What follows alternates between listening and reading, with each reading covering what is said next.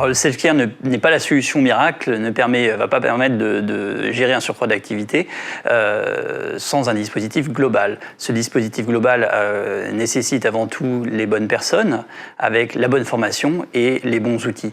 Et je rajouterais même que le self-care est quelque chose qui doit être utilisé en permanence parce qu'il va permettre de traiter des demandes simples et généralement les gens préfèrent gérer par elles-mêmes ces demandes avec un système automatisé. Ça permet d'aller beaucoup plus vite. Je citerai comme exemple le distributeur automatique de billets. Avant, on allait dans les banques retirer, il y a fort longtemps, retirer de l'argent. Aujourd'hui, plus personne ne voudrait aller au guichet. Un distributeur automatique de billets permet d'aller beaucoup plus vite.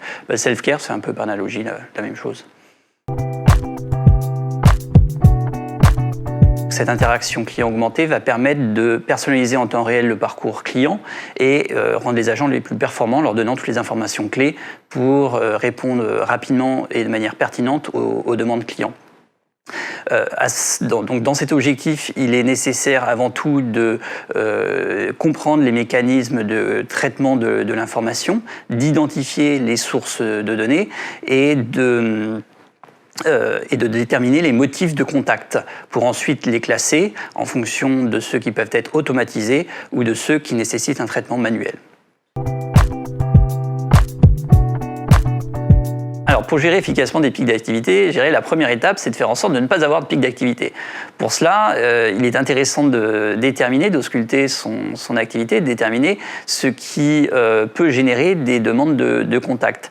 Si je cite l'exemple de GDF Suez, je parle de GDF Suez et non d'Engie parce que c'est un témoignage que nous avions publié dans un livre blanc il y a quelques années de cela, où ils nous expliquaient qu'en période estivale, où il y a beaucoup de déménagements, ils avaient beaucoup de contacts jusqu'au jour où ils ont identifié ces types de demandes et communiqué de manière proactive auprès de leurs abonnés pour faire en sorte que ces derniers aient toutes les informations nécessaires et n'aient pas besoin de les contacter, ce qui a fortement diminué les demandes de contact.